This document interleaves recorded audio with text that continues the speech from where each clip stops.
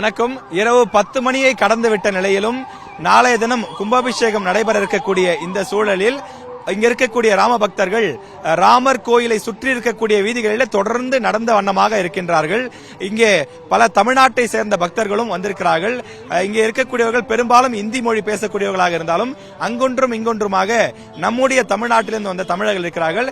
அப்படி ஒரு தமிழர் நம்மிடம் அருகே இருக்கின்றார்.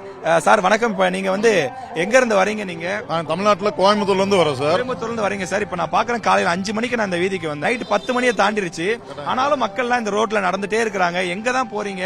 நீங்களும் போயிட்டு தான் இருக்கீங்க, வந்துட்டு இருக்கீங்க. எங்க போறீங்க, எங்க வரீங்க சார்? அதாவது சார், நாளைக்கு நடக்கிறது ஸ்ரீராம வனவாசம் முடிஞ்சிட்டு அரண்மனைக்கு வந்தாரு பாத்தீங்களா. அன்னைக்கு அந்த காலகட்டத்தில் மக்கள் எப்படி அதை கொண்டாடினாங்களோ அதே ஒரு மீண்டும் இன்னைக்கு எல்லாத்துக்கும் அந்த வாய்ப்பு கிடைச்சிருக்குது. ஏன்னு கேட்டீங்கன்னா, ரொம்ப போராட்டத்துக்கு பிறகு இந்த கோயில் நாளைக்கு பிராண பிரதிஷ்டை நிகழ்ச்சி நடக்குது.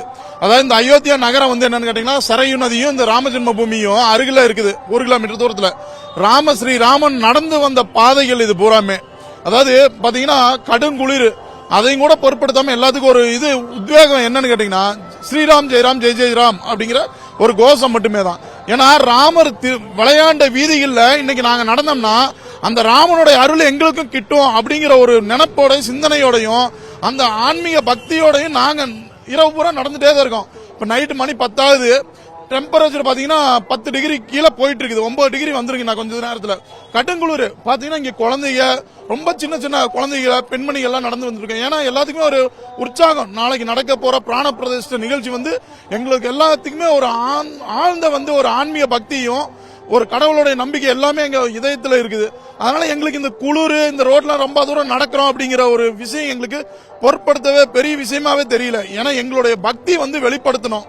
அது எந்த வழியில? அப்ப ராமன் நடந்து வந்த வீதியில நம்ம நடந்தோம்னா நமக்கு ராமனுடைய அனுகிரகம் கிடைக்கும் அப்படிங்கிற ஒரு நம்பிக்கையில நாங்க இரவு பூரா நடந்துட்டே தான் இருப்போம். நாளைக்கு பூரா நடப்போம். தூக்கங்கிறது ஒண்ணு எங்களுக்கு தேவையே கிடையாது. நாளைக்கு நடக்க போற ராமனுடைய பிரதிஷ்டை நிகழ்ச்சி மட்டும்தான் எங்களுடைய மனசு பூரா நிறைஞ்சிருக்குது. வேற எதுவுமே எங்களுக்கு தோணாது. இப்போதைக்கு அது மட்டும்தான். நிச்சயமா சார், நீங்க பேசக்கூடிய அந்த வார்த்தைகள்ல இருந்தே எவ்வளவு உணர்வு பூர்வமா இருக்கிறீங்க அப்படிங்கறத புரிஞ்சுக்க முடியுது.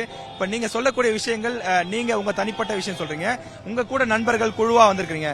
அவங்க எல்லாம் என்ன சொல்றாங்க சார்? அவங்க என்ன மாதிரியான மனநிலையில இருக்காரு? எல்லாத்துக்குமே இதான் சார். எங்க கூட வந்தவன் இல்ல, இங்க பல மாநிலங்கள்ல இருந்து வந்திருக்காங்க, பல பகுதியில இருந்து வந்திருக்காங்க. சொல்ல போனா குறிப்பா வெளிநாடுகள்ல இருந்து கூட வந்திருக்காங்க. இப்ப இங்க இருக்கிற ஒரு மடத்துல பாத்தீங்கன்னா மலேசியால இருந்து ஒரு சாமி வந்திருக்கு.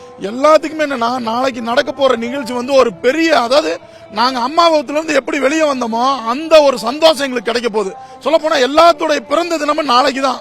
ஸ்ரீராமனுடைய பிரதிஷ்டை நிகழ்ச்சி எல்லாத்துடைய பர்த்டேவா செலிப்ரேட் பண்ண போறோம். அதுதான் எங்களுக்கு ஒரு பெரிய நிகழ்ச்சியா கிடைக்குது.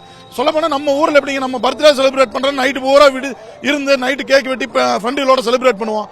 அதையோட இது சிறப்பா பண்ணணும். அதுக்காண்டி இங்க நைட்டு பூரா நடந்துட்டே இருக்கிறோம். நிகழ்ச்சி சிறப்பா கொண்டாடணுங்கிறத எங்களுடைய இதே விஷயமே, வேற எதுவும் இல்லைங்க.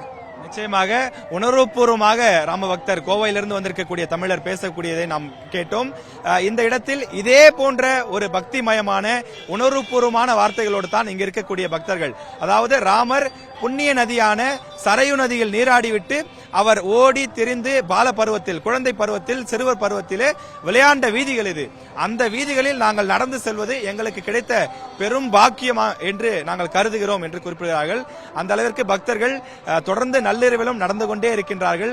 மிகுந்த உற்சாகத்தோடும் பக்தி மயத்தோடும் அயோத்தி திகழ்ந்து கொண்டிருக்கிறது. ஒளிப்பதிவாளர் கருப்பையாவுடன் செய்தியாளர் ராஜேஷ்குமார், அயோத்தியிலிருந்து. செய்திகளை உடனுக்குடனும் துல்லியமாகவும் தெரிந்து கொள்ள சப்ஸ்கிரைப் பண்ணுங்க.